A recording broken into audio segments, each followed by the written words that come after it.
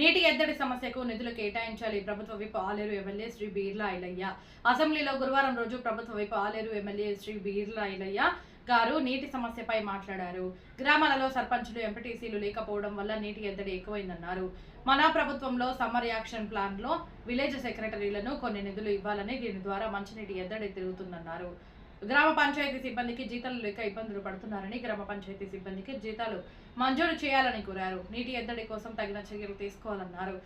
భక్తులు ఎక్కువగా వచ్చే ప్రాంతం కావున నీటి సమస్యను పరిష్కరించాలన్నారు. మిషన్ భగీరథ కోసం 210 కోట్లతో మిషన్ భగీరథ పనులను శంకుస్థాపన చేయడం జరిగిందని, ఈ పనులను తొందరగా ప్రారంభించాలని ఈ సందర్భంగా కోరారు.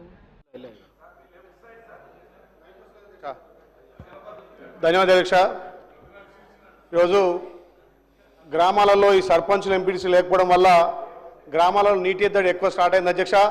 మన ప్రభుత్వం ఈ సమ్మర్ యాక్షన్ ప్లాన్లో సెక్రటరీలకు కొంత నిధులు ఇస్తే గ్రామాలలో మంచినీటి ఎద్దడి తీరుతుందని చెప్పి ప్రభుత్వం దృష్టికి తీసుకొచ్చింది అధ్యక్ష. సెక్రటరీల మీద ఎక్కువ భారం పడుతుంది, మేము ఇప్పటికే చేయలేకపోతామని చెప్పి సెక్రటరీలు అంటున్నారు.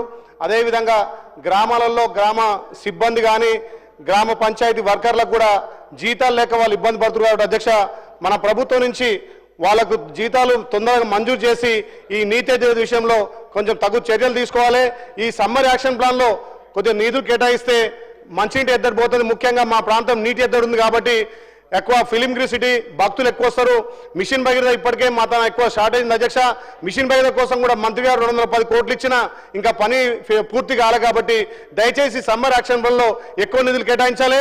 ఇంకొక విషయం అధ్యక్ష, మా వైద్యం మంత్రి గారు గౌరవ సభ్యులు చెప్పిన అంశాన్ని నోట్ చేసుకోవడం జరిగింది అధ్యక్ష.